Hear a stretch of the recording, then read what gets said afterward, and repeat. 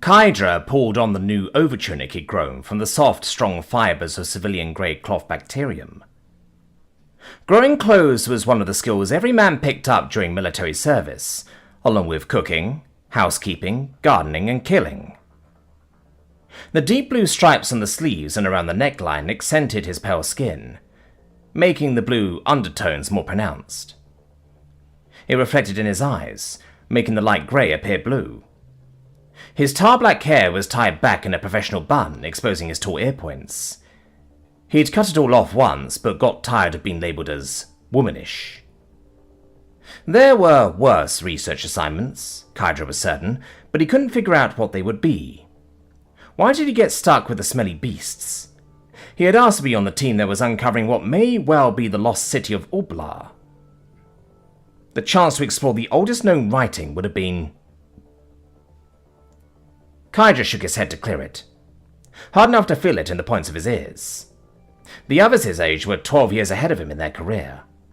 He had a job and he would do it. As a linguist, he would learn the language of the brutes. What good it would do was anyone's guess, but they had nothing to offer modern civilization. He'd followed in his great-grandmother's footsteps. Her stories about decoding the language of honeybees and their dances had enticed him. That and the shiny gold plaque that marked her as a winner of the highest honor in the sciences. He told her he wanted to win one, and she said he might just be the first man to do so. Times had changed since then. Men were allowed into the sciences and medicine, allowed to vote, and began to hold positions of power, including in government. The masculinist movement had taken decades to reach the place it was at, and it wasn't over. Still, the anti-masculinists' biggest boogeyman hadn't happened. No draft for women appeared. There were no more women in the modern military than there had been in his great-grandmother's day. Kydra, like all men, had been drafted to serve 12 years in the military. That meant he was still on the bottom of the pile and forced to take whatever he got. Besides that, there was still a chance his great-grandmother might be right about him being the first male to win a Bright Oak Commendation for Science. Physicists were still puzzling over the anomaly. It opened their world to that of the crude creatures he was to study. Whether it was a wormhole to another galaxy or a rift between universes was still up for debate. What wasn't up for debate was the near-perfect match between their world and the other. 24-hour days, 365.2422 days per year, and a matching latitude of the anomaly on the two worlds. The biggest difference was the climate. The other world was hotter with wilder weather. It was believed this was due to the pollution the beasts had poisoned their air with. Kydra took a deep breath and stepped through the anomaly. The heat hit him like a hammer. There were no trees here to shade the summer sun, and the strange black synthetic surface the beasts had covered the ground with stored and radiated the heat in waves. The beasts had grown a fence around the anomaly. Built, he reminded himself. They didn't have the technology to grow even the simplest tools, much less infrastructure.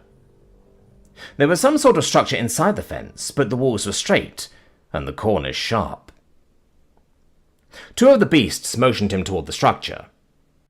Kydra knew from those that had come before him that the things they had their hands on at their hips were weapons. He entered the structure and was met with a cool breeze. The air inside was far more comfortable than that outside. He was greeted by one of the creatures. Based on the animalistic fur on its face, it was an adult male that wore its hair short, like a woman. The clothes it wore looked like nothing Kydra could grow. The artificial furnishings, together with the creature and the inorganic walls, gave the whole thing an uncanny, off-kilter feel. It took some miming, but they finally learned the other's name. Kydra struggled to say the creature's name, Jim, but once he found the trick to making the first sound, he had it down pat. For the creature's part, he had no trouble saying Kydra's name. Jim wrote out both names and showed Kydra the letters in a beginning reader that started with the alphabet. With a lot of miming and example, Jim showed Kydra how to use a device that plays sounds and showed images and text to go with them. Along with the device, Jim gave Kydra the beginning reader and a huge book that was not grown and written, but built. What it was built from was beyond his reasoning, but it felt like a sturdier wasp nest. Maybe from wood pulp? Based on the way the text appeared in the book, it was likely a lexicon. Kaija was holding a linguist's dream. They may be barely civilized animals, but they had a rich, well-formed language. Jim made 2 cups of something he called tea and offered one to Kaija. He watched as Jim sipped at his and followed suit. It was slightly acidic, with an odd tang.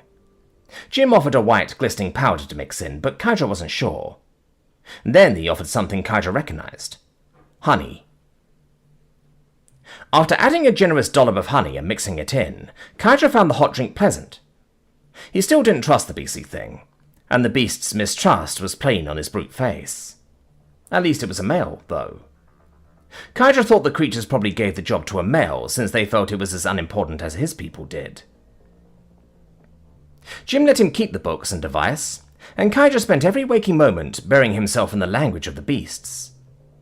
Daily visits that started with trying to find worser things around them turned into broken conversation. Over the course of nearly 2 months, that turned into casual conversation. Jim was gruff, as Kaija expected of a beast, but not violent. This day, however, he was being curt, and waves of annoyance radiated from him. Kaija looked at him. "What is the wrong, Jim?" "What's wrong? The goddamn army's kicking me out of here." Jim sighed. "I'm sorry, Kay. Didn't mean to take it out on you. The physicists are coming next week with some top-secret equipment to measure the anomaly." "Again?" "This angry you?" "Hell yeah, it does. It means at least 2 weeks where we can't see each other." "I did not know you happy when I here are," Kaija said. "Heh, guess I'm not all that friendly," Jim said. "But I do enjoy your company." "But we males must do female orders," Kaija sighed. "We am both here because we am male, yes?" "We what?" Kaija explained as best he could about his culture. The more he explained, the more surprised Jim seemed. Surprise turned into agitation and then anger when Kaija explained the 12 years mandatory service for all men, and the fact that all the officers and commanders were women. "We have it the opposite here," Jim said. "But women's rights are far better than they were in the past." "You not forced here?" Kaija asked. "No," Jim said. "Not at all. I just wanted a chance to talk to a distant cousin. Get to know them." "Cousin?" "We ran DNA on the first few of your kind across the anomaly. We're more closely related to you than to chimps and bonobos." Jim pulled up an online entry on Kaija's people. "See here? They've named your species Homo Tolkienesis after Tolkien, a writer, since you look exactly like the elves he wrote about." "But how?" "That's what the physicists are coming here to figure out.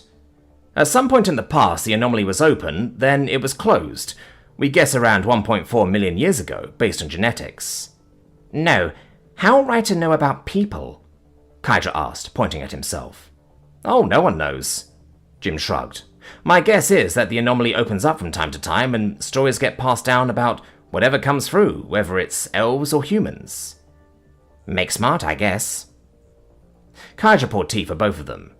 "Makes sense," Jim said. "What kind of stories do your people have about mythical creatures?" "We have story, hairy brute animals people. Take food, eat babies, kill many." Kaija looked down into his cup of tea. "You look like, but not like." "No, not like," Jim sighed.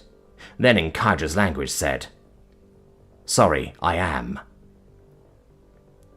Kaija's head popped up at the sound of his language coming from Jim. He switched to his native tongue and asked, "When did you learn that?" Jim smiled and answered back in the same language. "Good listen, I do."